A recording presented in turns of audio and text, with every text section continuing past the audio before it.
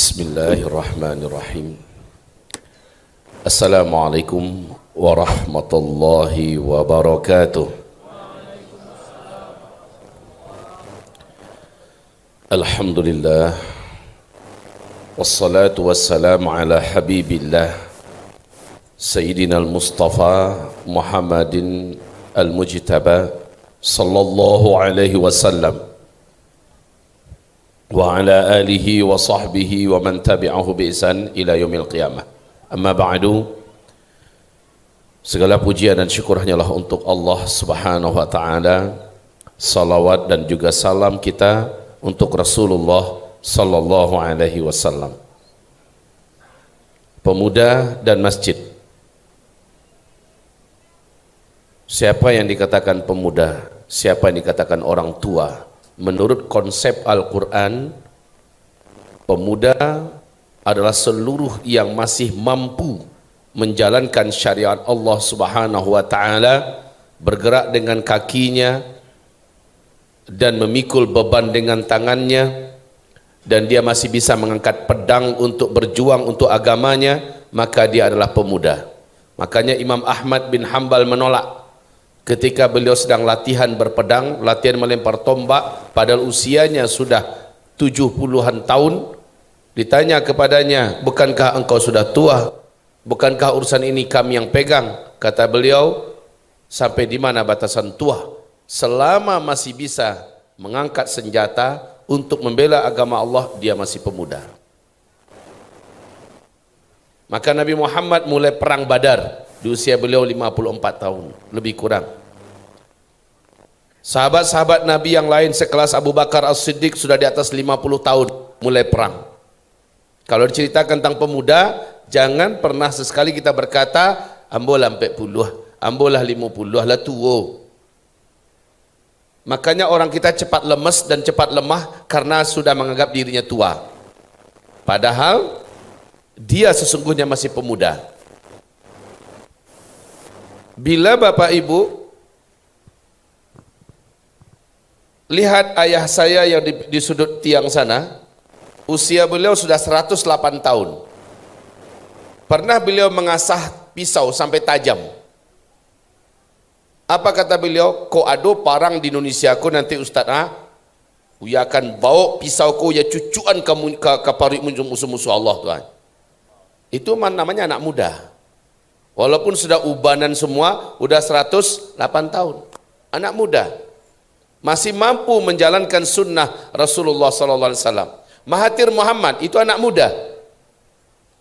Waktu beliau terpilih kembali menjadi Perdana Menteri, 2 tahun yang lalu, usianya saat itu 92 tahun. Lihat cara berjalannya, dia berjalan dengan dada lurus. Perutnya kempis dan lurus dia berjalan. Suaranya masih terang, masih enak diajak berkelakar dan berbicara. Ternyata beliau punya hobi 1 minggu 3 kali naik kuda. Kali naik kuda 20 km jarak tempuhnya. Makanya badannya lurus. Kalau berkuda itu memang seperti itu. Harus seperti ini posisi tubuh. Itu namanya anak muda. Tapi kalau anak muda belum lagi dituakan oleh Allah umurnya, sudah seperti tua gayanya. Bongkok, tambah jadi. Jadi kita kembalikan makna muda kepada pengertian yang sesungguhnya. Sudah pikun, sudah kencing sembarangan, sudah seperti anak kecil mudah menangis, baru orang tua. Maka dengan ini saya katakan pemuda dan masjid dalam artian adalah selagi dia masih produktif. Di Amerika Pak, Donald Trump itu berapa umurnya sekarang? Sebelumnya George Walker Bush, Ronald Reagan, itu berapa usia mereka? Tanyakan kepada orang-orang yang di Amerika sana, di Eropa sana, lihat semakin tua mereka semakin produktif. Sementara kita baru mulai kaba minyak dipensiunkan. Baru mulai kaboneh sebenarnya, pengalaman hidupnya sudah matang. Dia sudah betul-betul mampu bekerja lebih besar lagi, dipensiunkan. Akhirnya anak muda yang sedang di puncak baminyaknya bacampaan. Akhirnya mengalami post power syndrome, mengalami kehilangan kepercayaan diri. Ini yang salah di kita Pak, di Indonesia. Mestinya tidak ada cerita pensiun, karena pensiunnya manusia beriman di muka bumi ini adalah ketika dia menghembuskan nafas terakhirnya. Ibnu Taimiyah ditanya, kapan engkau istirahat? Kapan engkau akan mengambil waktumu dan hak badanmu? Apa kata beliau? Al-hayatu, hidup ini adalah juhdun wa jahdun wa nasab. Hidup ini adalah perjuangan, hidup ini adalah tempat keletihan, hidup ini adalah tempat bercocok tanam. Wal mautu rahatuhu, kematianlah tempat istirahatnya. Waktu istirahat orang beriman itu cuma mati.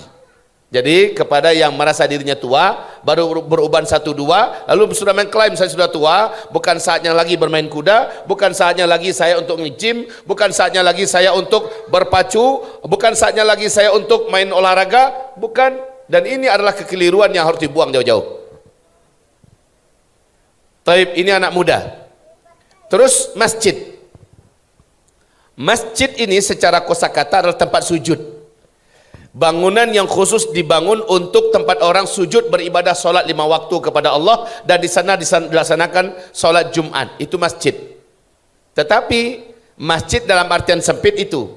Cuma masjid dalam artian luas, dia adalah pusat pengendalian seluruh urusan Islam dan kehidupan manusia di dunia di masjid.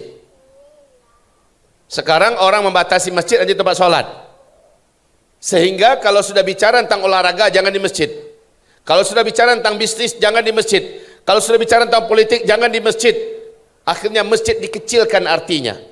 Padahal masjid adalah pusat pengurusan urusan yang berkaitan dengan manusia di dunia ini dengan syariat Allah Subhanahu wa taala. Apapun yang berkaitan dengan kemanusiaan di masjid bicaranya. Pernah saya sampaikan dulu, sewaktu masih ada fobia tentang jangan bawa-bawa politik ke masjid, saya sudah sampaikan. Nabi Muhammad itu seorang kepala negara apa bukan? Sepakat orang menjawab, iya. Setelah Nabi Muhammad meninggal dunia, Abu Bakar As-Siddiq seorang kepala negara apa bukan? Dia mengelola pemerintahan apa bukan? Sepakat menjawab, iya. Kemudian setelah Abu Bakar As-Siddiq meninggal dunia, digantikan oleh Umar bin Khattab. Umar bin Khattab 2/3 dunia takluk dalam kekuasaan Islam. Pertanyaannya, apakah di masa Umar bin Khattab, beliau bukan seorang kepala negara? Iya, kelasnya mengalahkan Donald Trump sekarang. Umar bin Khattab kelasnya mengalahkan Donald Trump hari ini. Umar bin Khattab. Pertanyaannya, di manakah Rasulullah mengelola negara? Apakah ada istana khusus dibuat oleh Rasulullah? Bangunan khusus dibangun oleh Rasulullah? Di mana beliau mengelola masalah perang? Di mana beliau membicarakan masalah politik? Di mana beliau membicarakan masalah hukuman? Di mana beliau membicarakan masalah damai? Di mana beliau membicarakan masalah muamalat dan sebagainya? Di mana? Adakah gedung khusus dibangun Rasulullah? Tidak, di masjid. Maka kader-kader dibangun oleh Rasulullah di masjid. Generasi-generasi dicetak oleh Rasulullah di masjid, dan mereka dibuat nyaman di dalam masjid. Sampai-sampai Rasul melarang, jangan kamu larang anak-anak kecil dibawa ke masjid. Kalau mereka menangis, biarkan mereka menangis di masjid. Mereka harus merasakan masjid adalah tempat yang paling nyaman.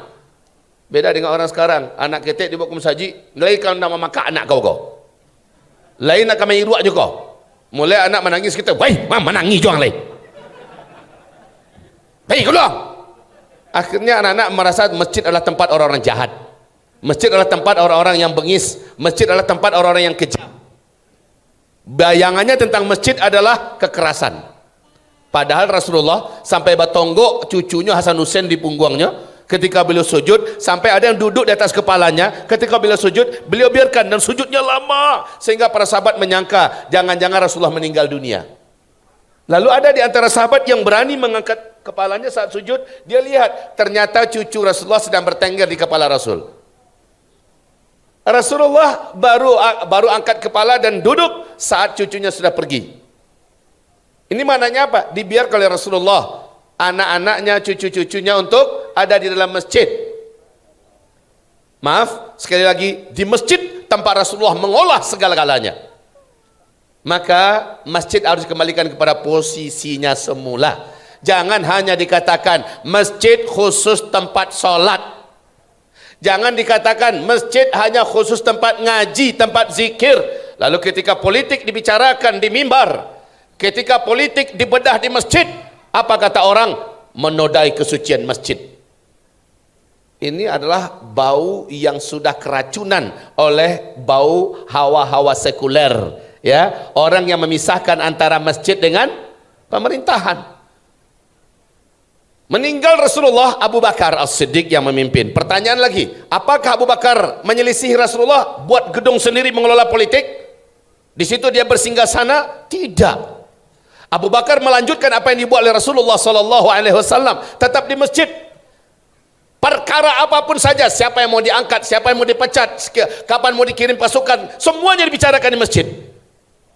Masalah membangun Baitul Mal dan sebagainya, di masjid dibicarakan itu semua. Masalah angka-angka fulus, masalah pertanian peternakan di masjid, pembelajarannya di masjid.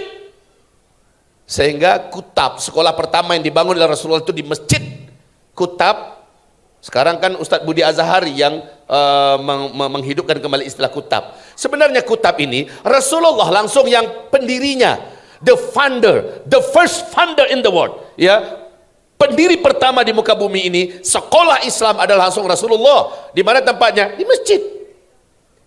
Di situ belajar matematika, di situ belajar bahasa, di situ belajar menulis. Di masjid tempatnya. Setelah perang Badar, Rasulullah melihat ada anak-anak yatim dari bapak-bapaknya yang syahid. Akhirnya Rasulullah SAW bawa mereka, buat halaqah khusus. Ada satu orang guru. Kemudian itu disebut dengan Kutab. Dan selanjutnya berlanjut dan berlanjut. Baik, Abu Bakar As-Siddiq melanjutkan Rasulullah SAW. Sampai beliau meninggal, tidak ada gedung sendiri. Tidak ada tempat sendiri, khusus untuk mengelola politik. Semua di masjid. Sehingga sangat mudah antara umat dan pemimpin ketemu. Gampang sekali. Di mana? Di masjid. Siapa imamnya? Langsung pemimpinnya. Kalau sekarang balapi. Untuk sampai kepada yang dituju, protokolernya minta ampun. Ya, coba lihat betapa mudahnya Umar bin Khattab ditemui ketika beliau sedang tersender di sebuah batang pohon di siang hari sambil menunggu jemurannya kering. Orang Yahudi yang datang dari Mesir ingin mengadu tentang kezaliman gubernur Mesir yang bernama Amr ibn al-As. Karena kenapa? Menurut si Yahudi, Amr ibn al-As ini telah semena-mena merampas tanah milik Yahudi di sebelah masjid. Sebenarnya bukan merampas. Gubernur Islam ini, beliau melihat makin banyak orang masuk Islam, masjid penuh sesak membludak, wajib diperbesar dan diperlebar. Ini konsep Islam, Pak. Selagi masjid itu masih bisa diperlebar, jangan buat lagi masjid baru. Lah ya dojo tanahnya oleh suok kida muko belakang pagadang musaji itu. Lihat Masjid Nabawi. Dulu ketek tu nyo, sakadang ko pangka aja dulu tu nyo. Tapi kemudian membesar. Karena harus begitu, jangan banyak masjid. Kedewak bangga. Tagan musajid cik. Di sebelah aku 50 meter jangan musajid lo cik. Beda mazhab tak balah musajid. Ya. Beda guru kayak lakum dinukum waliyadin. Ini bahayanya kalau jadi masjid tidak mencontoh Rasulullah SAW. Kembali kepada cerita Umar bin Khattab. Lalu si Yahudi dirayu oleh Amr ibn al-As. Jualah tanahmu, kami akan beli. Bukan ganti rugi, Pak. Kalau pemerintahan yang zalim, ini keputusan negara, kamu menyingkir, ganti rugi. Memang rugi untuk ini. Kalau ini tidak, didatangi baik-baik dan ditawar tanahnya. Kami mau pelebaran masjid, tapi terbentur oleh tanahmu di sebelah masjid. Kami beli ya, kata si Yahudi, tak jual. 2 kali lipat kami beli dari harga normal, tak jual. Sampai ke tingkat harganya sudah tidak masuk akal. Yahudi berkata, ndak den jual ke mangang. Kalau pemerintahan yang zalim, ang rakyat kalera. Ang rakyat kurang ajar. Tapi ini bukan pemerintahan macam itu. Lalu Umar bin Abdul Aziz setelah tahu orang Yahudi ini seperti ini, apa katanya? Dia perintahkan, cari tanah yang paling strategis di tengah jantung kota Mesir, berikan tanah itu untuk si Yahudi, lebih baik, lebih besar, ya, lebih strategis, berikan kepadanya, ambil tanah ini. Luar biasa, Pak, disediakan tanah yang lebih rancak, lebih gadang, lebih strategis di jantung kota. Berikan kepada si Yahudi. Ambil tanah ini.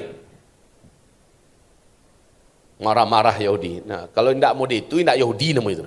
Yahudi itu utaknya bakada, hatinya kumuh busuk, dengki. Itu nan Yahudi. Jadi kalau ada orang muda itu di tengah warga awak tuh Yahudi itu, Pak. Ya. Kemudian si Yahudi pula siapa?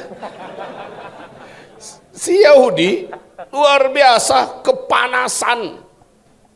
Tapi dia tahu bahwa konon kabarnya pemimpin tertinggi orang Islam yaitu Umar bin Khattab adalah orang yang sangat adil. Kemudian dia pun bertolak dari Mesir menuju ke Madinah. Nah, ini dia cerita berkaitan dengan masalah masjid. Ya, sampai di Madinah, bertanyalah dia kepada orang-orang yang ada di Madinah, di mana istananya Umar bin Khattab. Orang nunjuknya ke masjid. Setiap orang ditanya, orang nunjuknya ke masjid.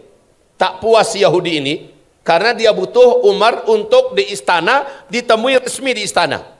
Fikir hatinya Islam ini punya pemerintahan di mana pengelolaannya adalah di luar masjid. Setiap ditunjuk ke masjid dia nggak percaya. Terakhir dalam keputusasaannya dia berjumpa dengan laki-laki yang tegap, kuat, sedang duduk di batang pohon. Itu adalah Umar ya. Dia nggak tahu kalau itu adalah Umar bin Khattab yang dia cari. Laki-laki ini sedang jemur baju. Dia datang, Pak, numpang tanya cie. Angsia. Ambo orang dari Mesir, orang dari Jawa, Yahudi. Oh Yahudi yang, yo Pak. Tuh kemangang. Ini udah translate bahasa kita aja ya. Maaf, mungkin ini karena mau disebarkan kemana-mana, bahasa Indonesia kembali. Pak, saya orang Yahudi dari Mesir, saya mau bertanya. Tanya apa? Bapak tahu Umar bin Khattab? Saya tahu. Tidak tahu, tidak ulang lihat. Dia tak tahu kalau ini adalah Umar bin Khattab. Ya, kamu mau apa dengan Umar bin Khattab? Ada yang penting Pak. Jadi tolong tunjukkan kepada saya di mana istananya. Apa kata Umar bin Khattab? Dia tak punya istana. Seluruh urusan negara dikelola dan diputuskan diselesaikan di dalam masjid. Kalau engkau ingin berjumpa, pastikan dia ada di masjid. 5 waktu dia selalu ada di masjid. Memang begitu Pak ya? Kalau ya begitu, yang mana yang Umar bin Khattab Pak? Tolong tunjukkan saya. Apa kata beliau? Saya orangnya. Hampir lapih kedua incik matonya. Hampir saja lepas dagunya dek gadang mengangunya. Bapak sendirian di sini, mana pengawal Bapak? Jadi dalam pikiran mereka, penguasa tertinggi itu ada pengawal. Tempatnya di istana. Lah ini begitu mudahnya ditemukan. Dan beliau mengatakan negeri ini aman, untuk apa saya pakai pengawal? Nah kaum muslimin yang kami muliakan, singkat cerita, Umar bin Khattab mendengarkan dan menyimak dari si Yahudi ini, apa maunya Yahudi. Ternyata Yahudi mengadu tanah saya dirampas, bla bla bla bla bla bla. Umar bin Khattab merah langsung mukanya, dia panggil orang, bawa tulang kemari. Lalu Umar dengan belati yang tajam digoresnya lurus tulang itu. Zret, lalu dibungkus. Lalu kata Umar kepada Yahudi, ini bawa tulang. Kasihkan ke gubernur saya di Mesir, kau akan dapatkan kembali tanahmu. Panjang kepala si Yahudi. Jauh-jauh wak tiba tulang wak degih. Tapi bagaimana lagi? Maka dia pun berangkat, singkat cerita langsung dia serahkan kepada Umar bin Abdul Aziz di Umar bin Al-As ya. Dia serahkan tulang itu dan dibuka oleh Umar bin Al-As. Pucet Pak, pucat Umar bin Amr ibn Al-As ini, pucat.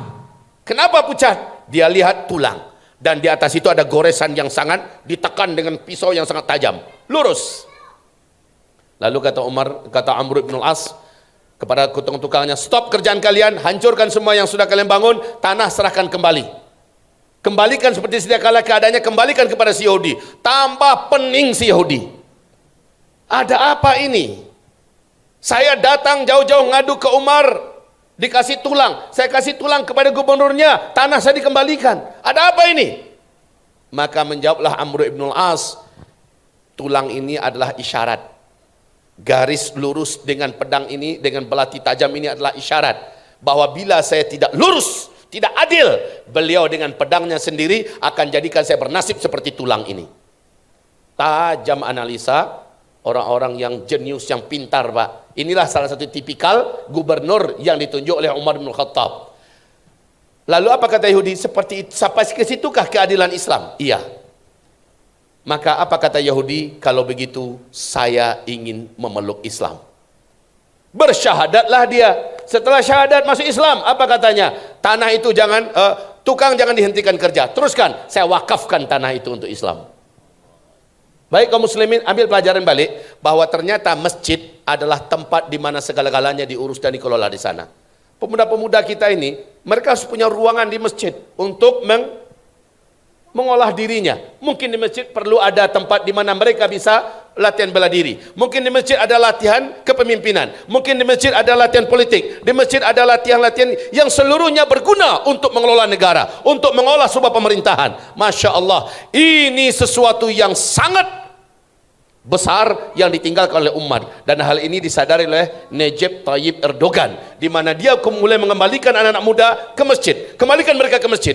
Yang akan memimpin ke depan adalah pemuda yang keluar dari masjid, di mana mereka digembleng di masjid, menjadi hafiz, menjadi ulama, lalu dilatih kepemimpinan, dilatih kepatriotisan, dilatih keahlian dalam berwira swasta, keahlian dalam berbisnis, keahlian dalam berperang, keahlian dalam teknologi di masjid. Basis mereka adalah masjid. Jadi ciri khas orang-orang maju di zaman sejarah dulu adalah mereka adalah ahli masjid. Sekarang Pak, dulu itu terakhir saya berjanji tadi 20 menit. 8 jam 8 itu udah lewat, udah 23 menit. Ya. Saya selesaikan dalam 2 menit. Bapak Ibu yang kami muliakan, guru kita Profesor Dr. Ustadz Abdus Samad LCMA, tadi saya satu mobil dengan beliau. Beliau habis isya kemari untuk berjumpa dengan Bapak Ibu semua, ya.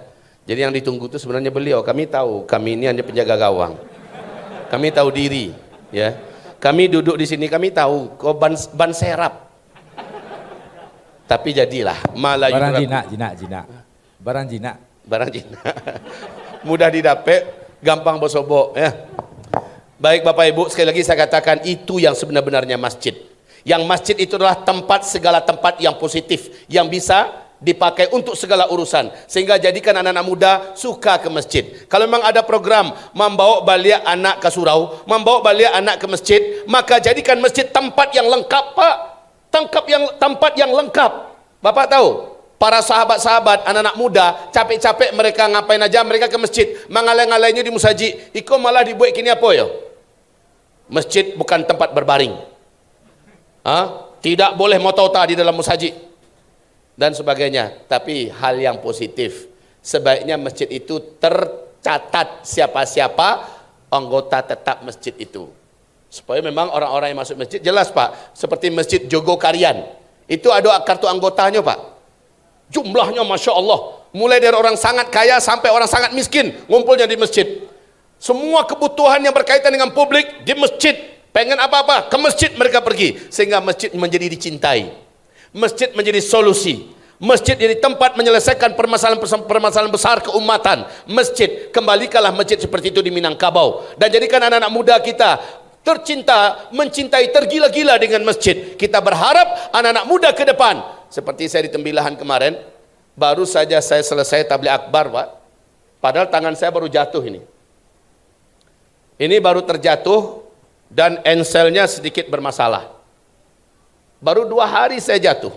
Hari saya jatuh pagi, sorenya saya langsung diminta tabligh akbar di Suayan.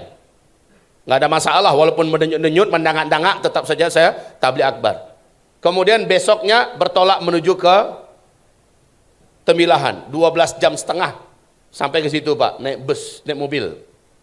Kemudian sampai di sana, saya keliling, dibawa ke sampan tak ke negeri antah berantah, ujung dunia.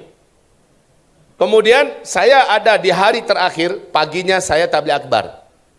Ternyata anak-anak muda di sana mengatakan, Ustadz, kami sudah lama menantikan kehadiran Ustadz. Kami lihat di YouTube, Ustadz adalah penunggang kuda, Ustadz adalah pemanah di atas kuda. Sekarang kami ingin meresmikan masjid ini tempat di mana kami mulai berlatih memanah, dan ke depan kami ingin punya kuda. Masjid ini harus punya kuda. Masya Allah. Terus bagaimana? Tolong resmikan Ustadz. Baik, insya Allah saya bilang kan. Ternyata resmikan bukan resmikan dengan kata-kata, nyobau anak panah itu sekali, nyobok busur tangan wak modiko. Dalam hati yang tidak berpikir orang kau. tentu harus memegang jojo tangan ambo. Saya bukan orang kidal Pak bisa macam tu, ya harus begini. Dengan mantap mau Bismillah macam kan? Kok bahasa rasanya bekolo dikaji.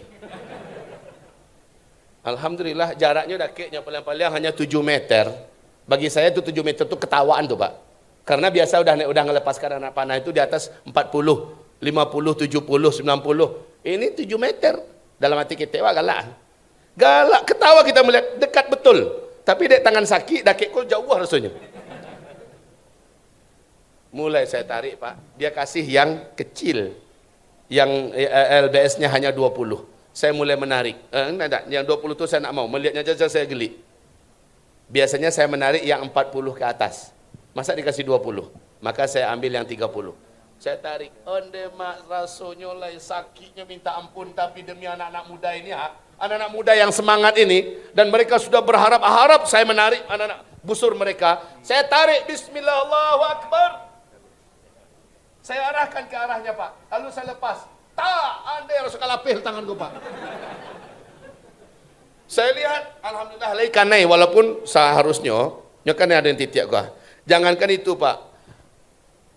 Agiahlah apel cie atau anggur, jarak-jarak 10 meter, insya Allah masih bisa tembus di awak. Iko di tangan sakit, target siko, kan mau deko kau. Kemari payinya. Tak kaji awak kau mau itu. Tapi bagi mereka itulah hebat tuh. Rupanya mereka keluar sadonya. Bagi mereka itulah hebat. Setidak-tidaknya kita motivasi anak-anak muda kita Pak, kalau dijadikan masjid sebagai sarana olahraga. Kalau perlu adakan tempat berenang dekat masjid, di mana laki-laki saja, dan ada adabnya. Apa itu? Itu kolam ikan. Baik kaum muslimin yang kami muliakan, ini maksud saya pengurus masjid dan seluruh para pengurus masjid dimanapun di Indonesia ini, coba jadikan masjid memang tempat di mana anak-anak muda kita mencintai masjid, karena kebutuhan mereka sebagai anak muda yang positif tersalurkan di masjid. Mari Bapak Ibu, lahirkan generasi pemimpin di masa yang akan datang, dan markas untuk itu adalah masjid. Maka baiknya seluruh Bapak Ibu agar anak-anaknya tidak liar ke bioskop, tidak liar pergi ke tempat-tempat acara permainan, tempat-tempat pariwisata segala macamnya, jadikan masjid adalah markas di mana di sekitarannya disiapkan segala sesuatunya. Barakallahu fikum wa fina jami'an. Nastaghfirullahal azim li wa lakum, la haula wa la quwata illa billah. Subhanakallahumma wa bihamdika asyhadu an la ilaha illa anta astaghfiruka wa atubu ilaik. Wassalamu alaikum warahmatullahi wabarakatuh. Assalamualaikum warahmatullahi wabarakatuh. Hamdan wa syukran lillah, wa salatan wa salaman ala rasulillah wa ala alihi wa sahbihi wa mawalah. Allahumma salli ala sayyidina wa habibina wa maulana Muhammadin wa ala alihi wa sahbihi ajma'in. Amma ba'du, qala Allah ta'ala fi kitabihil aziz, a'udzu billahi minasy syaithanir rajim. Bismillahirrahmanirrahim. وتعاونوا على البر والتقوى ولا تعاونوا على الإثم والعدوان واتقوا الله إن الله شديد العقاب. قال رسول الله صلى الله عليه وسلم من خرج في طلب العلم فهو في سبيل الله حتى يرجع. Baginda Rasul bersabda, siapa keluar untuk mendapatkan ilmu, orang itu adalah orang yang berjihad fisabilillah sampai dia kembali ke rumahnya. Mudah-mudahan kita semua mendapatkan pahala jihad dari Allah SWT. Amin. Sadaqallahul azim wa sadaqa rasuluhun nabiyul karim wa nahnu ala dhalika minasyahidina wasyakirin walhamdulillahi rabbil alamin. Para ulama kita yang berhadir malam ini, Adinda Al-Ustadz Zulkifli MA, Adinda Profesor Dr. Haji Al-Ustadz Abdul Samad, dan Adinda Jelfatullah, serta seluruh ulama yang hadir, bapak-bapak, ibu-ibu hadirin wa hadirat, khususnya anak-anak mudaku sekalian, pejuang syariah yang dimuliakan Allah SWT. Sebelum Indonesia merdeka, negeri ini disebut Nusantara. Nuswantara atau Nusantara. Orang-orang di Timur Tengah, orang Arab menyebutnya Al-Jawi.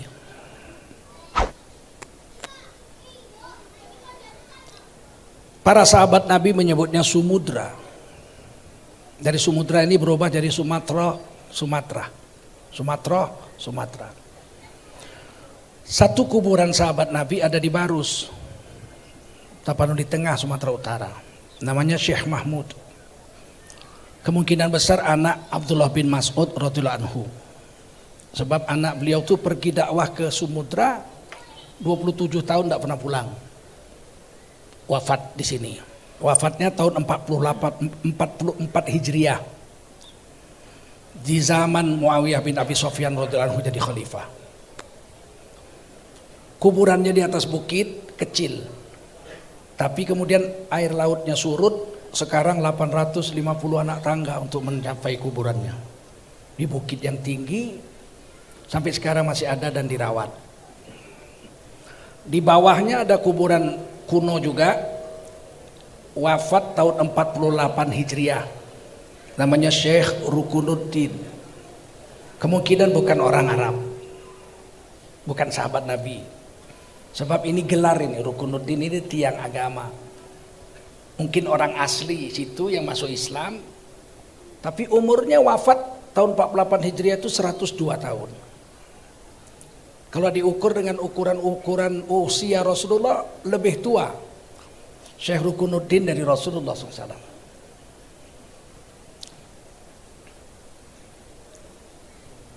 Islam sudah dikenal di sini, di negeri kita ini, di Sumatera ini, sejak zaman sahabat Nabi. Orang-orang menyebutnya Swarna Dwipa.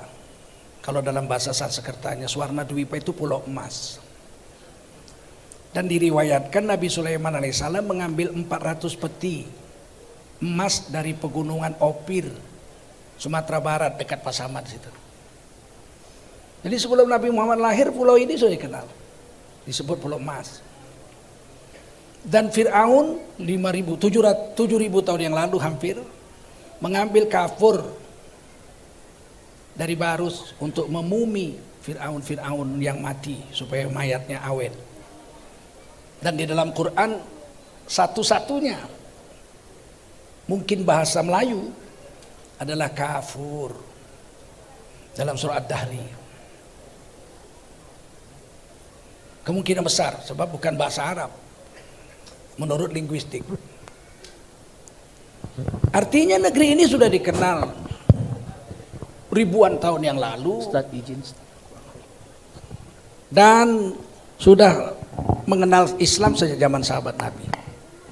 Pada tahun 1260 di Aceh, di Gedong Lok Semawe, Aceh Utara, sudah berdiri satu kerajaan Islam. Namanya Kerajaan Sumudra. Rajanya asli orang Melayu di situ, orang Aceh, namanya Merah Silu. Merah Silu meminta surat pelantikan dari Syarif Mekah. Belum ada dinasti Utsmaniyah, belum ada. Ini baru masih Bani Abbasiyah. Syarif Mekah melantik Raja Merah Silu itu menjadi sultan pertama, khalifah pertama di negeri Al-Jawi ini, negeri Nuswantara. Dan namanya diganti oleh Syarif Mekah sesuai dengan nama Syarif Mekah, Malikus Saleh. Waktu itu Malikus Saleh itu Syarif di Mekah, khalifah kita di dunia. Jadilah Merah Silu menjadi Malikus Saleh 1260. Jauh sebelum Belanda datang. Belanda datang 1595 di Banten, dipimpin oleh Cornelis de Houtman. Merah Silu punya anak Malikus Saleh, menjadi punya anak Malikus Zohir. Malikus Zohir punya anak Malikus Zohir II. Kemudian Malikus Zohir II punya anak namanya Zainul Abidin. Zainul Abidin dibawa oleh Laksamana Cheng Ho ke Cina, dididik di Cina, mati di Cina, nggak pulang lagi. Di dalam sejarah Cina disebut namanya Cainuli Apitingki. Nah, Zainul Abidin ditulis bahasa Cinanya Cainuli Apitingki. Dan Kerajaan Sumudra ini ditulis dalam Rihlah Batutah. Ibnu Batutah menuliskan bahwa dia pernah orang Maroko itu ya, orang Maghribi pernah datang jumpa dengan Malikus Zohir bermadhab Imam Syafi'i rahimahullah ta'ala, pergi sholat Jumat jalan kaki dan pulang sholat Jumat naik gajah. Silakan dilihat di Rihlah Battuta. Artinya negeri ini sudah kenal Islam jauh sebelum Indonesia merdeka 1945. Kemudian berdiri kerajaan Pasai di Perlak, Aceh Timur, bersaingan dengan Samudra. Persaingan ini tidak bagus. Akhirnya ada terjadi sempat perang sesama Islam, tidak enak. Dikawinkanlah anak Raja Pasai dengan anak Raja Samudra. Maka kerajaan ini bergabung menjadi kerajaan Samudra Pasai. Bapak-bapak, saudara, adik-adikku sekalian, para ulama, apa yang saya ingin sampaikan adalah kerajaan-kerajaan Islam ini kemudian berkembang sampai ketika Indonesia merdeka ada 200 kerajaan Islam di negeri Nusantara ini. Dari mulai Aceh sampai ke Raja Ampat Papua. Raja Ampat Papua itu Islam sampai sekarang. Masih sultan-sultannya sampai sekarang saya sudah jumpa Islam. Nah, jadi jangan dipikir negeri ini ketika penjajah Belanda datang negeri yang biadab. Negeri ini negeri yang bermartabat. Negeri yang punya raja, punya rakyat, punya mufti, punya syariat. Kemudian beberapa ratus tahun yang lalu di Minangkabau dibuat perjanjian antara tokoh adat dengan tokoh ulama. Adat bersendi, syarak bersendi, kitabullah. Syarak mengato, adat memakai. Itu jauh sebelum ada Republik Indonesia. Republik Indonesia belum muncul apa-apa, belum ada, nggak ada itu, belum ada. Masih disebut negeri Nusantara, Al-Jawi. Dan sebelum Indonesia merdeka, ulama di Sumatera Barat ini masih kerabat kakek saya, Syekh Ahmad Khotib Minangkabau, itu jadi imam dan khotib di Masjidil Haram. Bersama Syekh Zaini Dahlan, orang Arab. Mengajarkan ulama-ulama di Nusantara ini salah satunya adalah Muhammad Darwis dan Yai Hashim Asy'ari. Yai Hashim Asy'ari pulang mendirikan NU tahun 1926, tapi Kiai Haji Ahmad Dahlan ini, Muhammad Darwis ini ganti nama pulang. Namanya Muhammad Darwis. Pulang digantinya, diambilnya nama gurunya. Ahmad Khotib diambilnya Ahmadnya. Guru yang kedua Zaini Dahlan, ini imam dan khotib Masjidil Haram, diambil Dahlannya. Muhammad Darwis sampai di Indonesia menjadi Kiai Haji Ahmad Dahlan, itu nama gurunya. Kemudian dia mendirikan Muhammadiyah tahun 1912. Jauh sebelum NU. NU 1926. Nah, Bapak-bapak saudara, ketika memperjuangkan Indonesia merdeka, ada banyak ormas Islam berdiri. 1901 Jamiatul Khairat di Tanah Abang. 1905 Syarikat Dagang Islam. 1912 Muhammadiyah. 1916 Matlaul Anwar di Jawa Barat, di Banten. 1923 Persis, Persatuan Islam di Bandung. 1926 Al-Wasliyah di Sumatera Utara. 1926 juga NU di Jawa Timur. 1934 Al-Ittihadiyah. Di sini ada Persatuan Tarbiyah Islamiyah. Yang mendirikannya Injik Canduang, Syekh Abbas, bapak daripada Sirajuddin Abbas, Qadi Abbas di Padang Laweh. Kemudian Syekh Sa'ad Mungka dan kakek guru saya, Syekh Abdul Wahid Padang Japang Sudiki Payakumbuh. Kemudian berdiri Persatuan Ulama seluruh Aceh. Kemudian berdiri Al-Irsyad, kemudian berdiri Nahdlatul Wathon. Ini semua ormas-ormas Islam berdiri untuk memerdekakan Republik Indonesia. Dan pendirinya semua pakai jubah serban. Tidak ada yang pakai batik.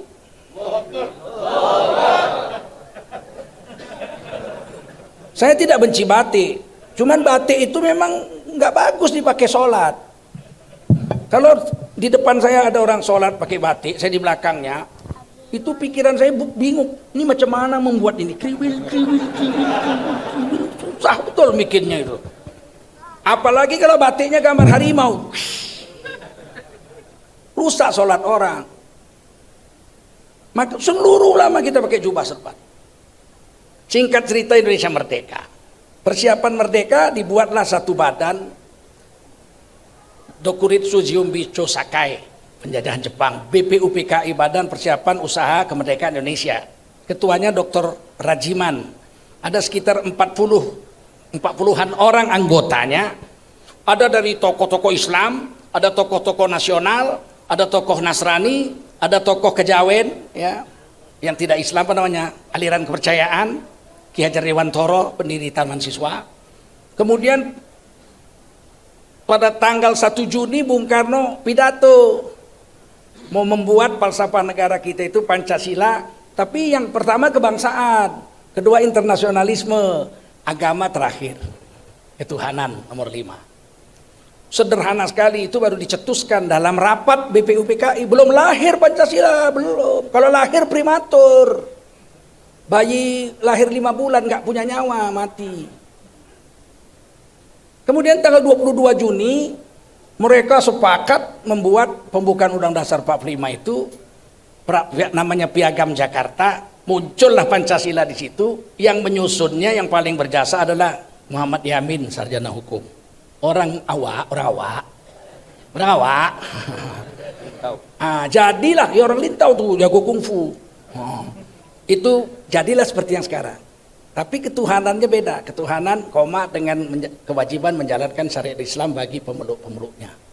Yang lain sama dengan yang sekarang. Itu 22 Juni. Kemudian PPKI dikecilin, panitianya jadi 9, panitia persiapan kemerdekaan Indonesia. 9 orang, ketuanya Insinyur Soekarno. Anggotanya Muhammad Hatta, ada di situ Wahid Hasyim Asy'ari, bapaknya Gus Dur, ada Ki Bagus Hadikusumo, ada Dr. Maramis, 9 orang. Nah, kemudian putuslah merdeka 18 Agustus, 17 Agustus merdeka, 18 Agustus dibuatlah Pancasilanya, ketuhanan yang Maha Esa. Yang lain sama dengan Piagam Jakarta. Merdekalah kita. Waktu memperjuangkan kemerdekaan, orang-orang berserban jubah ini nggak dibilang-bilang kadal gurun. Nggak ada satupun yang bilang kadrun. PKI betul yang bilang kadrun itu. Giliran udah merdeka kita berserban jubah dibilang kadrun.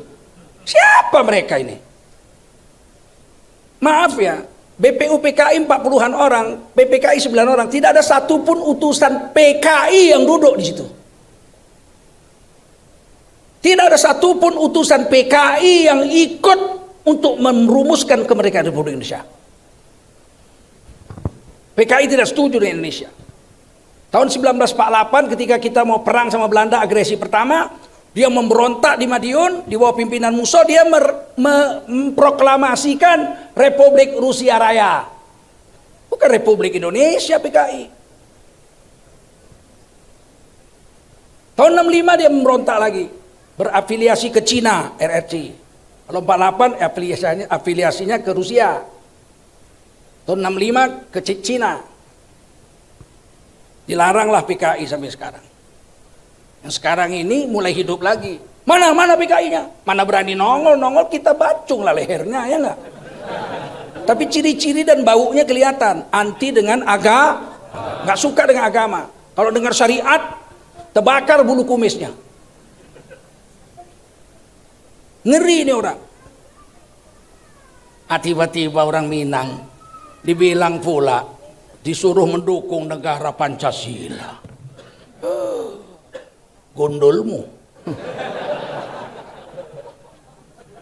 Nggak ada negara Pancasila. Di mana negara Pancasila? Nggak ada. Ini NKRI, Negara Kesatuan Republik, bukan negara Pancasila ini. Dan Pancasila tidak lahir 1 Juni. Kami Majelis Ulama Indonesia menolak Pancasila yang lahir 1 Juni. Karena 1 Juni itu kebangsaan nomor 1, ketuhanan nomor 5. Yang kita terima adalah Pancasila yang lahir 18 Agustus 1945. Bukan 1 Juni. Ini penyelewengan sejarah.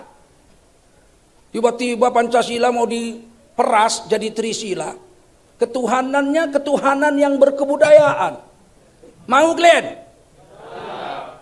Itu baru mau dibuat undang-undangnya.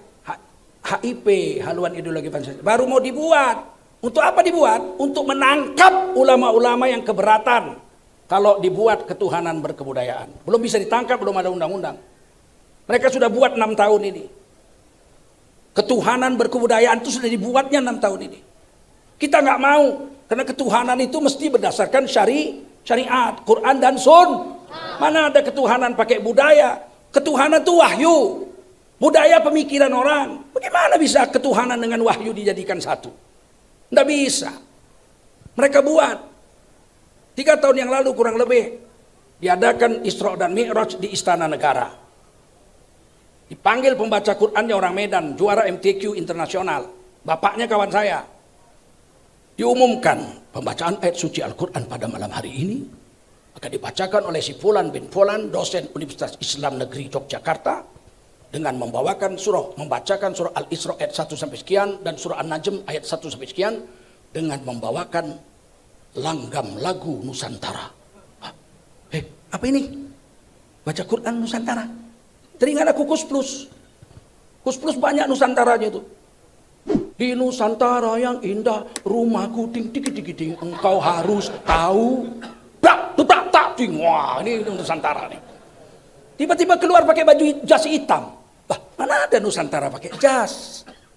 Gak ada orang Melayu, Minang, Teluk Blango, ya enggak? Orang Aceh, Maketum. Orang Jawa pakai belangkon, pakai basecap, pakai sarung. Orang Papua pakai koteka. Mana ada orang Nusantara pakai jas? Nggak ada. Tiba-tiba baca Qur'annya rupanya yang lagu Jawa. Subhanalladzi asra bi 'abdihi lailam minal masjidil haram. Kalau aku ada itu ku cabut kumisnya, betul.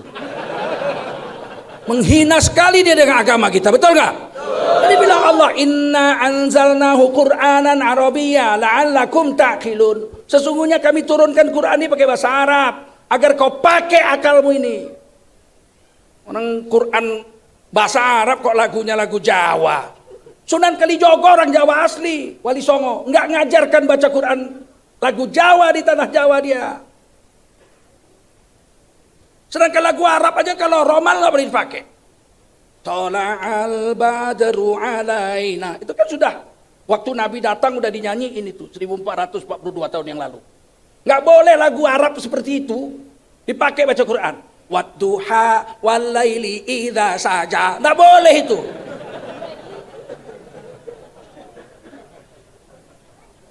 Walaupun lagu Arab. Bukan enak-enak. Rasulullah membaca wattini wa zaitun.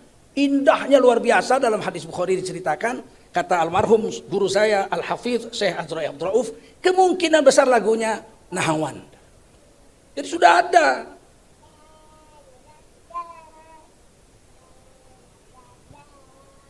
Tentu kita tolak, kita protes, banyak ulama menolak.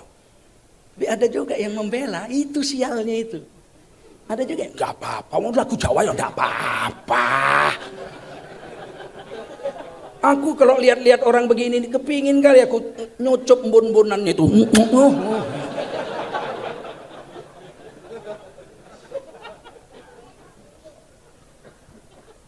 Kita protes seluruh Indonesia, dia nggak jadi buat musabaqah tilawatil Quran tingkat nasional pertama dengan lagu-lagu Nusantara dibatalkan. Sudah diumumkan di Manado penutupan seleksi tilawatil Quran oleh Menteri Agama Lukman Hakim Saifuddin. Karena derasnya protes nggak jadi. Tapi kita yang protes nggak bisa ditangkap, nggak ada undang-undang. Ini mau dibikinkan rancangan undang-undang HIP. Siapa menolak ketuhanan berkebudayaan kalau itu dia jadi undang-undang, ditangkap. Yang nolak ditangkap karena melanggar undang-undang. Paham Glenn? Maka MUI seluruh Indonesia menolak. Tanda tangan 34 provinsi. NU nolak, Muhammadiyah nolak, Al-Matlaul Anwar nolak, semua nolak. Al-Wasliyah segala macam Matlaul Anwar semua nolak. Karena ini bahaya ini. Sedangkan kebudayaan aja kalau nggak cocok dengan ragam budayanya ditolak orang. Nyanyi aja lah.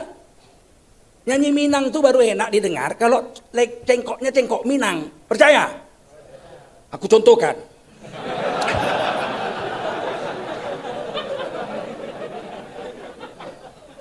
Hujan jikalau hujan hati dan ibu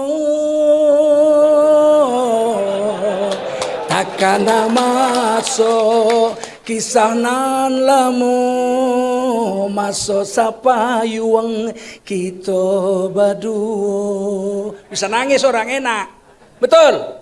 Karena lagu Minang pakai cara Minang, lengkoknya lengkok Minang. Coba lagu hujan pakai logat Batak. Hujan, kalau nggak dilempar batu kau.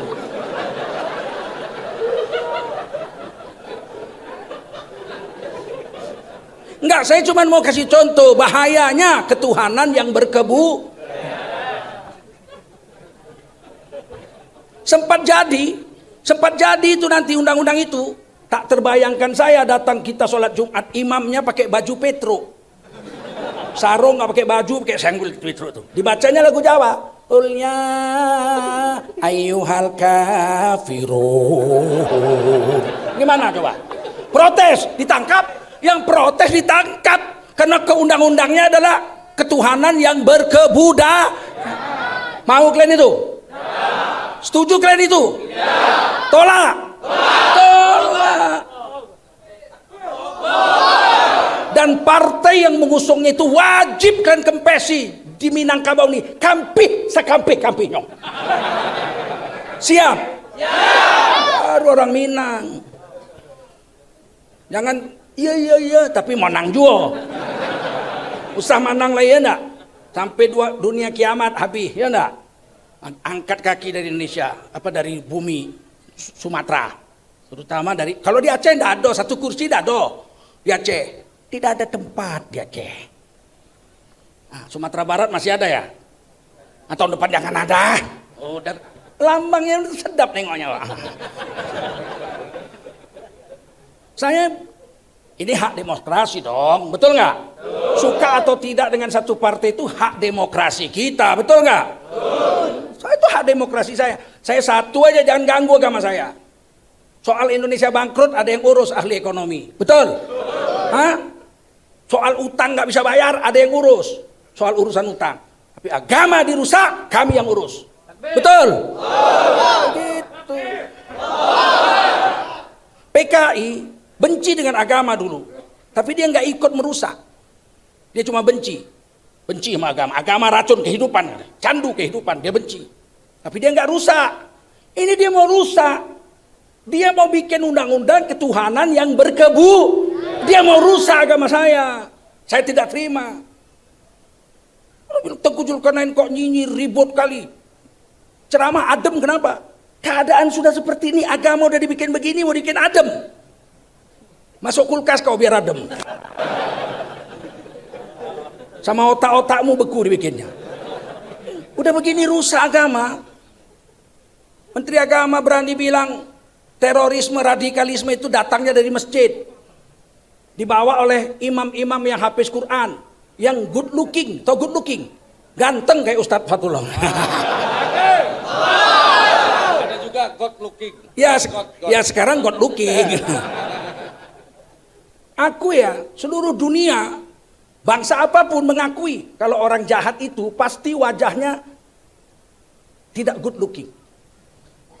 Film India misal, banditnya Tuan Takur. Betul nggak? Film koboi, banditnya itu pasti nampak bandit gitu. Tengik kali gayanya itu kan. Kalau good looking kayak kami ini nggak mungkin jadi bandit ya nggak? Tiba-tiba dibilang yang bawa radikalisme orang-orang penghafal Quran macam anak kita ini. Oh, kalau jumpa memang kepingin cabut kumisnya lah. Mana bisa begitu dibiarkan, betul? Ini kalau kita nggak bersatu, saya khawatir kami mati nanti, cucu-cucu kami ini rusak, cucu-cucu kita ini udah nggak kenal agama nanti. Percayalah, ini kemauan mereka. Sebab 2024 mereka tidak mau lagi ada orang-orang Islam yang duduk memegang kekuasaan di negeri ini. Sekarang aja udah ada yang berani. Minangkabau selama dipegang PKS 10 tahun hancur Minangkabau, nggak ada kemajuan. Ya bandingkanlah Minangkabau sama Jawa Tengah, mana lebih maju ya enggak? Jarang rumah di Minang nih bengkok ini. Pergi kalian ke Jawa sana bengkok rumah tuh. Ya aku udah jalan keliling dunia. Jangan tanya Pekanbaru, kalau Pekanbaru nggak ada rumah gobok. Medan, wah rumah bagus-bagus, rumah batu. Nggak ada nasi 1000 di Sumatera. 1000 tusuk gigi dia dapat. Kita nggak peduli pula dengan itu, tapi janganlah dianggap Islam itu membuat kerusakan. Paham? Jadi kalau dibilang semuanya harus Pancasila, sampai ketua BPIP berani mengatakan kalau mau jujur musuh terbesar Pancasila adalah agama. Dalam hal ini agama Islam. Berarti agama Islam dianggap musuh Pancasila. Kan bahaya itu. Sampai sekarang nggak minta maaf dan orangnya nggak dipecat. Anggota KPAI anak, dia cuma ngomong kalau laki-laki dewasa sama perempuan dewasa berenang di kolam renang sama-sama bisa hamil, dipecat. Mengatakan Pancasila itu musuhnya adalah agama Islam, sampai sekarang nggak dipecat. Masih digaji 70 juta sebulan. Minta maaf juga enggak. Coba kalau kita terima kata-kata dia itu, Pancasila dengan agama musuh, pilih mana? Pilih agama buang Pancasila? Atau pilih Pancasila buang agama? Kan dua-dua nggak bisa musuh. Kan bahaya ini. Padahal Pancasila itu diambil dari Al-Quran semuanya, dan yang menggarapnya adalah para ulama ikut di situ. Jangan terulang 2 kali. Ketika Bung Karno Orde Lama berkuasa, hampir semua kawan-kawan seperjuangan di penjara. Sultan Syahrir di penjara, Muhammad Rum, ahli negosiasi sidang dengan Belanda, konferensi media bundar di penjara. Buya Hamka di penjara, sampai minum kencing Buya Hamka di penjara.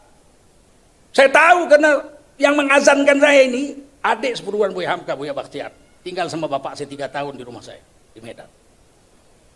Jangan terulang lagi nih. Kalian siap bela agama? Siap nggak? Siap kalian jaga para ulama? Begitu. Kalau saya, kau bisa diam nggak? Bisa saya diam.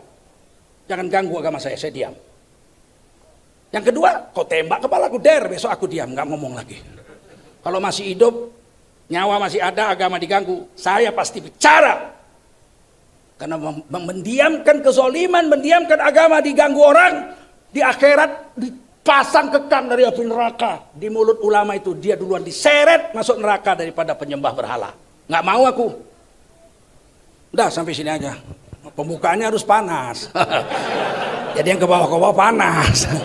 Assalamualaikum warahmatullahi wabarakatuh. Ya, jazakallah khair kita ucapkan kepada Kiai Haji Tengku Zulkarnain yang telah memompa semangat kita pada malam hari ini. Jemaah yang dimuliakan Allah Subhanahu wa taala, sebagaimana disampaikan oleh para guru kita tadi bahwa kebangkitan Islam ini erat kaitannya dengan masjid.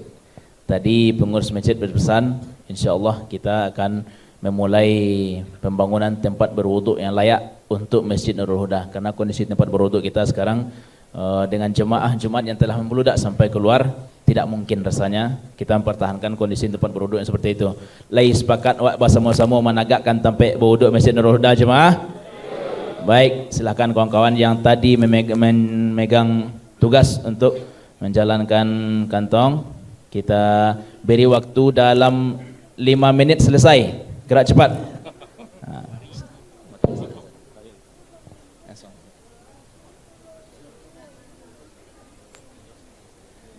Ya, baik.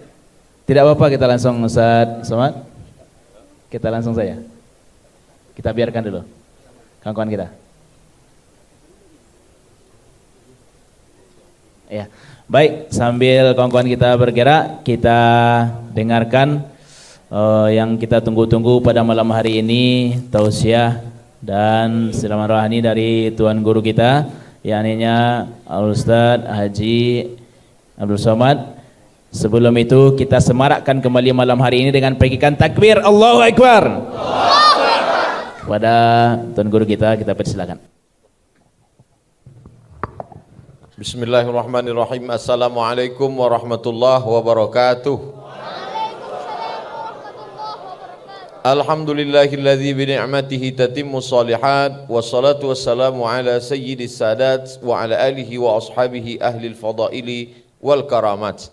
Yang sama-sama kita hormati Kiai Haji Tengku Zulkarnain, Wakil Sekjen Majelis Ulama Indonesia Pusat.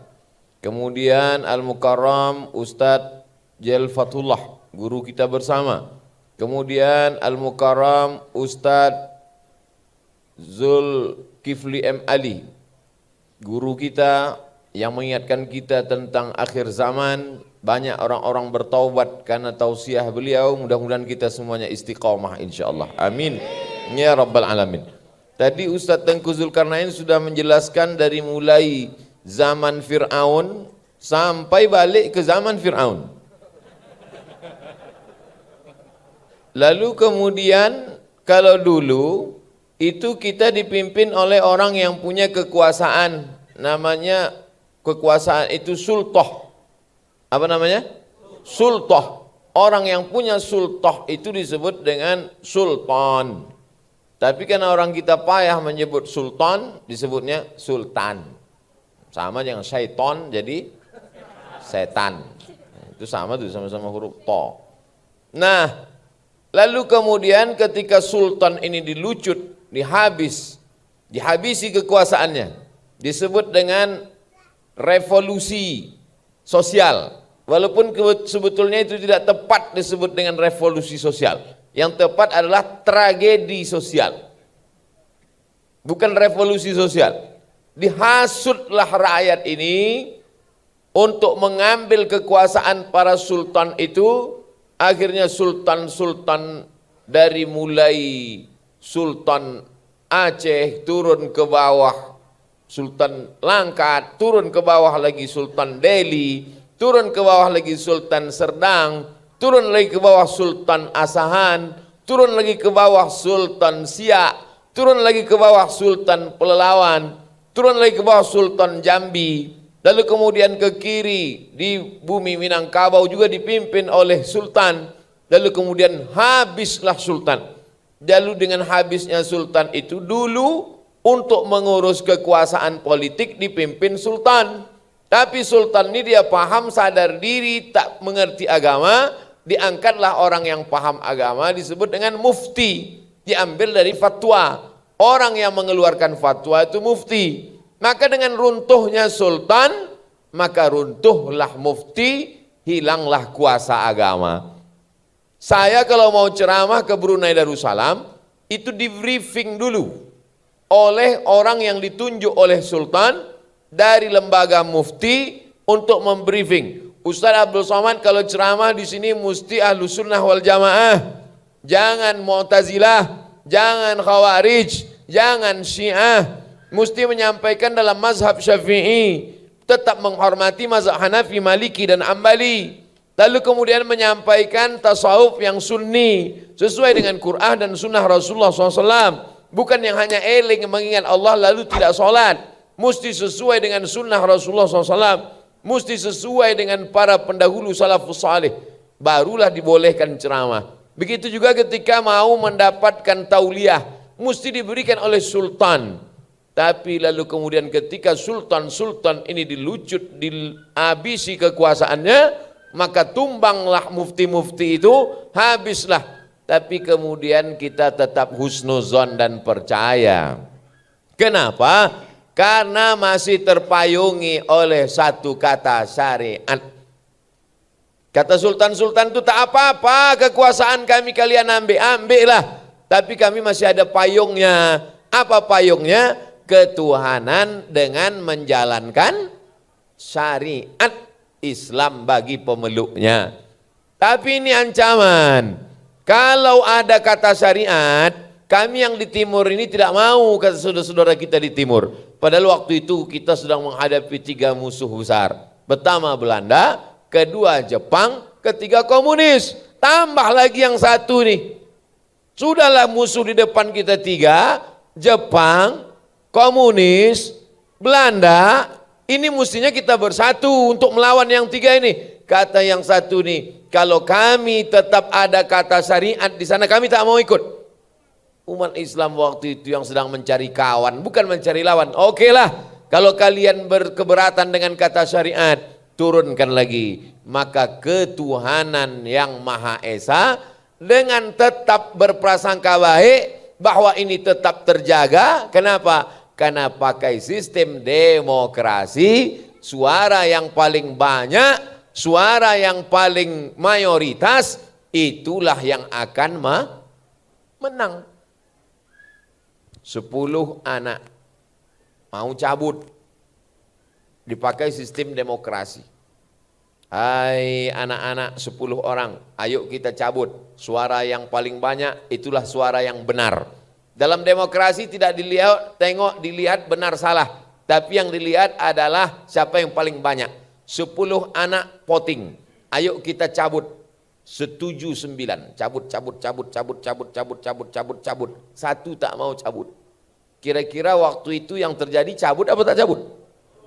Cabut, karena 9 setuju cabut. Lalu kemudian kalau 10 anak tadi dimasukkan sekolah tahfiz Quran, 9 tahun umurnya hafal dia Quran. Lalu kemudian 10 anak tadi dipoting mau cabut. Tiba-tiba yang mau cabut cuman yang 1. Yang 9 tak mau cabut. Kira-kira kalau pakai demokrasi cabut apa tak cabut? Tidak cabut. Oleh sebab itu demokrasi itu yang jahat adalah isinya. Maka isinya ini mesti dibodohkan. Karena anak-anak yang hafal Quran ini, dia hafal Arba'in Nawawi, hafal hadis bisa sholat, penampilannya pun good looking, ini otaknya tidak bisa dirusak. Tidak bisa diganggu dengan game online PlayStation. Memang kecil kepalanya, tapi 30 juz dalam. Ini mengkhawatirkan, ini akan merusak, ini akan mengganggu. Kenapa? Karena pasti dia tidak akan setuju dengan LGBT. Betul? Pasti dia tidak akan setuju dengan pesta seks. Dia tidak akan setuju dengan perempuan buka aurat. Dia tidak akan setuju dengan diskotik. Dia tidak akan setuju dengan jual khamar di pinggir jalan. Maka ini berbahaya, mesti dimusnahkan. Nyambung? Paham? Insya Allah kalau berakal, paham. Tidak baka, minum ayaka. Jadi orang yang bingung itu, mengapalah orang berpenampilan bagus, ganteng, orang yang pakai pakaian bersih, suci, rajin sholat ke masjid, mengapa dicurigai, mengapa dikatakan akan menjadi antek-antek, sarang-sarang, bibit-bibit teroris, mengapa akan dikatakan radikal?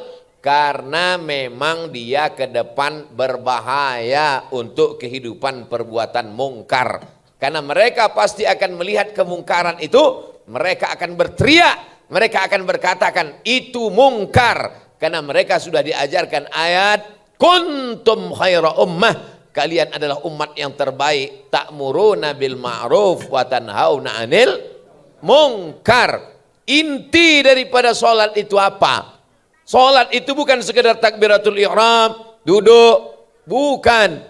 Inti daripada sholat, inna sholata tanha 'anil fahsya wal munkar. Itu yang tak mau.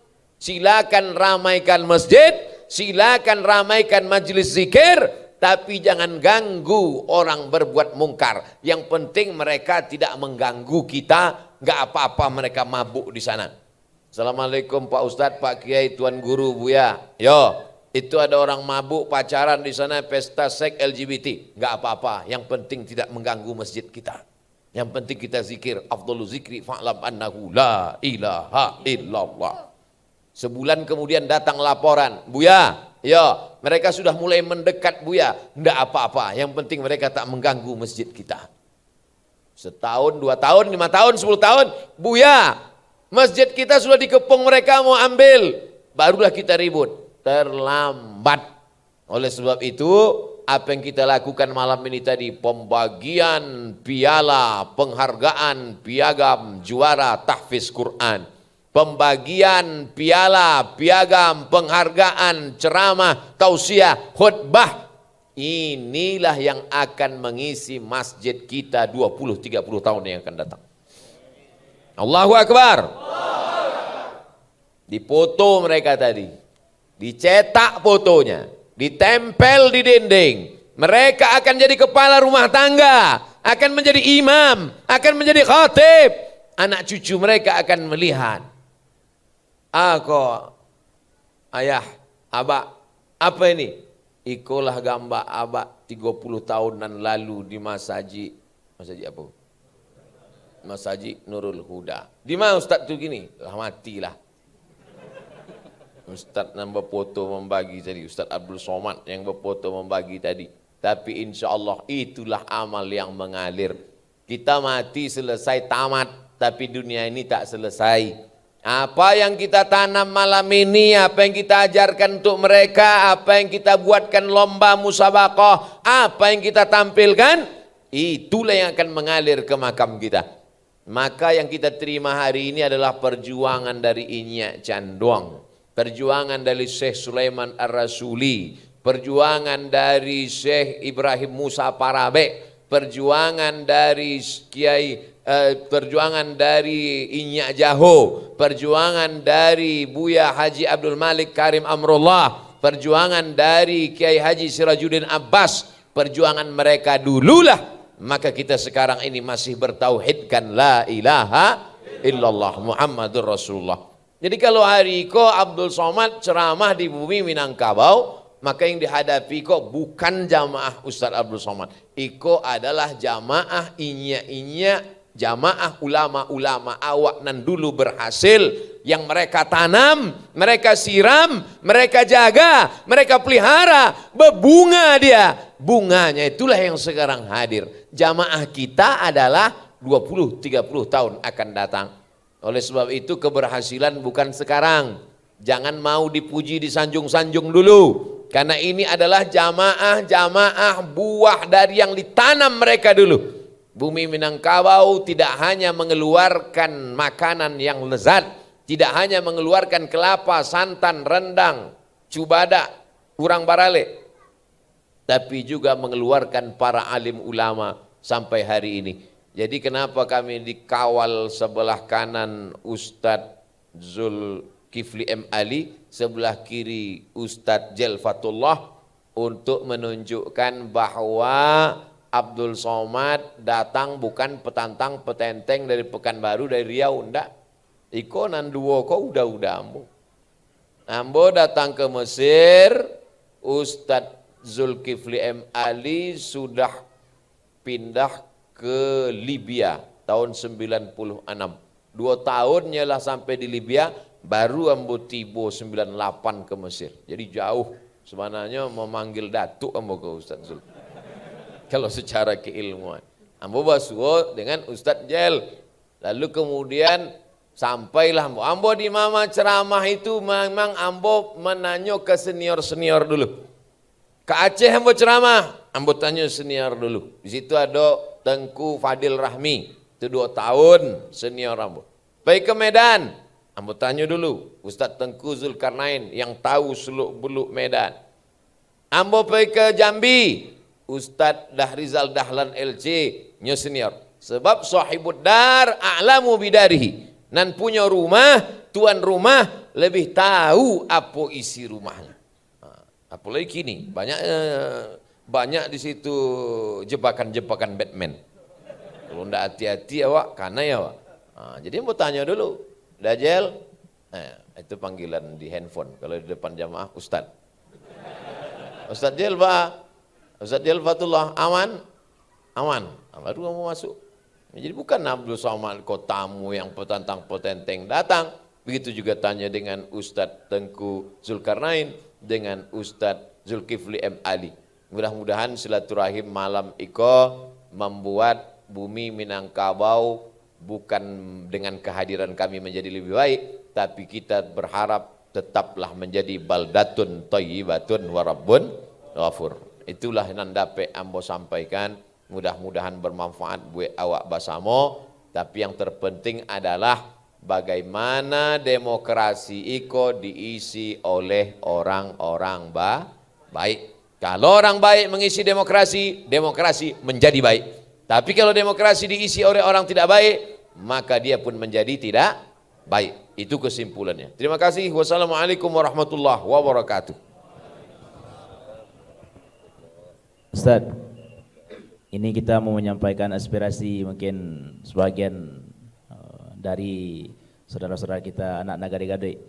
Hari ini para pemudi kita, pemuda dan pemudi kita Ustaz, telah menjadikan masjid ini menjadi posko utama untuk seluruh kegiatan.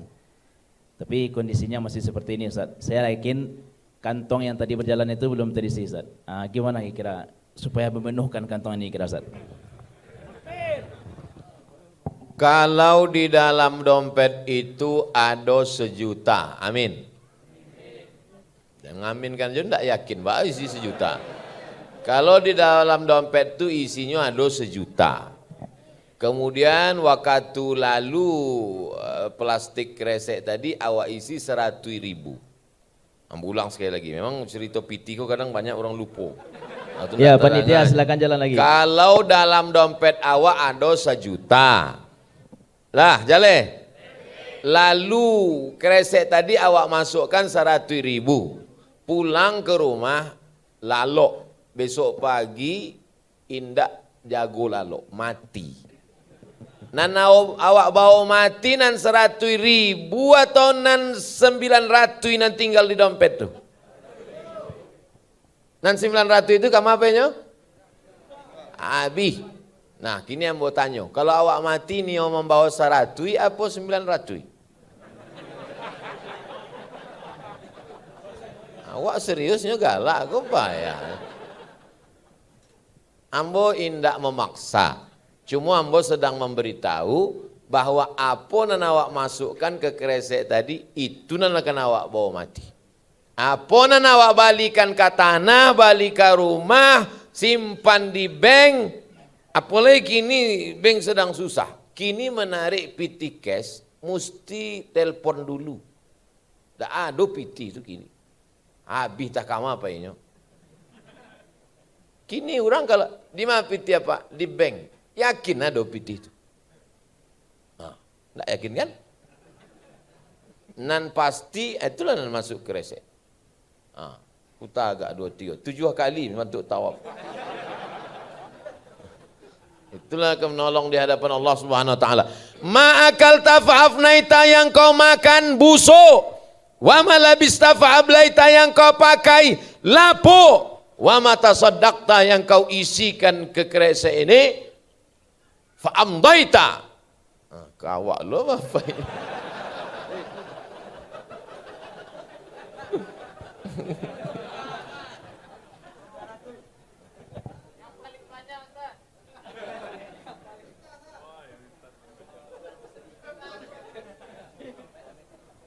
Sepuluh tu.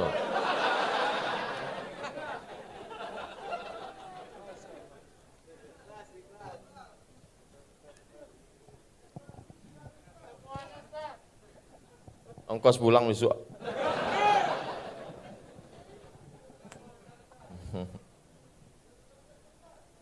Nah, kau itu hebatnya kalau sedekah di Bukit Tinggi, nampaknya dari luar. Bantu akuarium. Itulah yang akan awak bawa mati, ya. Balikan ke kerikil, balikan untuk WC itu. Oleh sebab itu maka Mas Haji kau tidak akan tamuet, bantu. Banyak orang tagak nak dapat duduk. Insya-Allah, ikut tiap malam bantu ikut. Semoga insya-Allah Ustaz. Insya-Allah, amin ya rabbal alamin. Sianan dulu menyumbang untuk tiang kau tidak tahu. Siana membali kayu-kayu atau kau tidak tahu. Siana membali lampu tidak. Tapi malaikat tidak pernah lupa tiap hari, tiap malam, patang, subuh, pagi, sore, malam mengalir pahala. Lapang barzahnya, terang benderang kuburnya. Oleh sebab itu jangan pernah menyimpan harta, karena harta itu akan tinggal diambil ahli waris. Iyo kalau ahli waris awak anak penghafal Quran. Iyo kalau ahli waris awak anak yang peduli pada agama. Kalau tidak, apaknya mati, amaknya meninggal.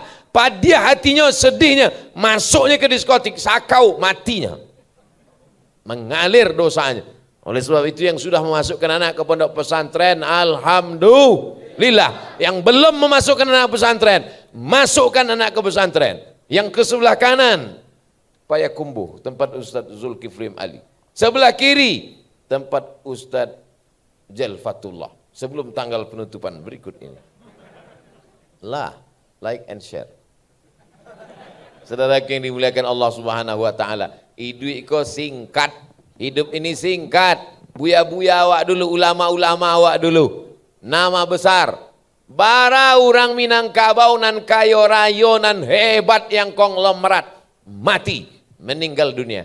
Tapi masjid yang nyo bangun, pondok pesantren nyo tagakkan, tanah yang nyo wakafkan, itulah yang kekal abadi.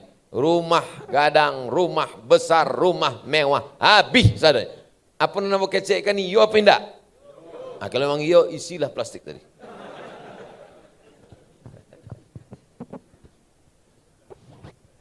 Ya, jazakallah khair kita ucapkan kepada Ustaz Abdul Somad SMA yang telah menyampaikan tausiahnya panjang melebar di hadapan kita bersama, juga telah memotivasi kita bersama agar cita-cita kita mewakili solidaritas anak negari Gadoy, bahwa masjid ini memiliki tempat berwuduk yang representatif bisa terwujud secepatnya insyaallah.